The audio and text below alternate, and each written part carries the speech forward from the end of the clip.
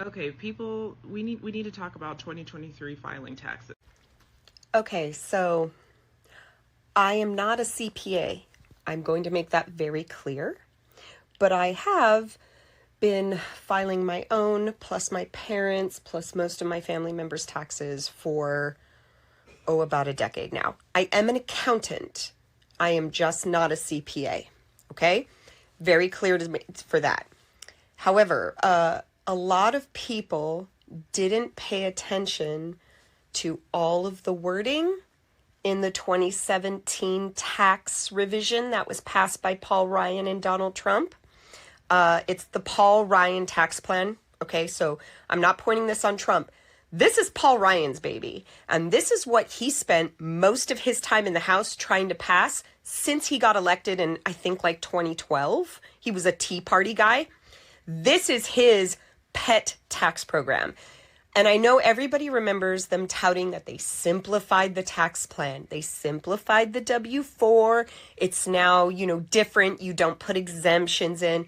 You fill out more like how your taxes are going to work.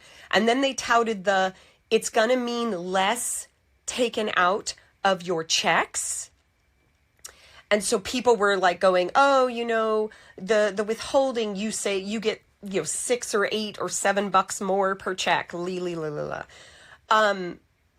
But it gave huge tax cuts to the top tiers of the tax people. Like if you're making over 400,000, you got a ginormous tax cut. And that was the thing that a lot of economists were saying. They're like, hey, if we're giving all these super rich people tax cuts, someone's paying for this. And what people didn't notice was upper middle class got a tax hit, which most people didn't really care about because they were like, well, you're making like six figures. But these aren't people making $250,000 plus. These are people just barely managing to hit that 100K mark, right? But what they didn't pay attention to was the fact that the tax increase for you at the end of the year was a slider. So every year for 7 years, the upper middle class people got hit with the tax increase. And those were the people you heard that first year going, hey, I used to get a refund, but now I owe $4,000. And everybody kind of chalked it up to, you couldn't write off as much of your house interest and you made six figures and you lived in California or New York. But every year, that increase has slid down one tax bracket. So the upper middle class people or the middle class people, because 100K now, where, in this world is middle class. I hate to say that. On some places it's working poor. But every year they've added another lower tax bracket into that increase. And we have now hit year 7. Year 7 is when it hit the lowest tax bracket, which means everybody's been hit with the tax increase that is factored in to pay for the tax cuts for all the people making way up their money. My husband and I felt it. We are very fortunate. Combined, we make over $100,000 together.